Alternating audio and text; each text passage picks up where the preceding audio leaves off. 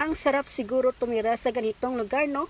Pagkagising mo sa umaga, pagkatapos mo magkape, papakainin mo namang alaga mong baka, kambing, kalabaw, doon sa damuhan. At pagdating ng mamayang hapon, kukunin mo naman sila at ilalagay sa kanilang mga kulungan. Hanggang sa lumaki na sila at mapakinabangan mo na, pwede mo nang ibenta o lutuin, pwede mo nang pagkain. Ang kagandahan lang pag nag-alaga ka ng hayop sa bukid ay wala ka masyadong gastos dyan.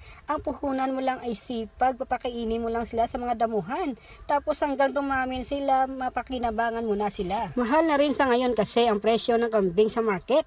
Nakadepende sa laki nito, umaabot sa 9,500 pag malaki na, pag maliit na sa 6,500. Mahal na rin ang presyo ng baka sa market. Pag malaki na, nasa 65,000, pag dumalagat, 48,000, pag maliit pa, nasa 35,000. Marami ka ng pera pag naibenta mo na ito. Wala ka pang gastos sa feeds diyan dahil damo lang ang pinapakain mo. Tapos may tanim kang mga gulay diyan, mayroon kang kalabasa, ampalaya, talong, okra, at iba pa. Pag harvest time na, magkakapera ka na at may pagkain ka pa.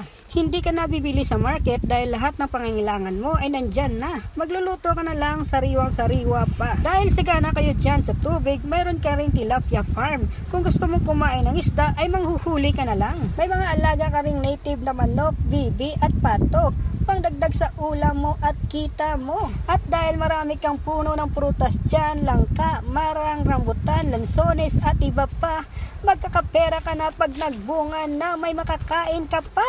Naaliw ako dyan tumingin sa mga bata kung ano ang ginagawa nila, kaya lumapit ako sa kanila dyan para tumulong sana. Kaso makati pala yan sa katawan pag hindi ka sanay dyan.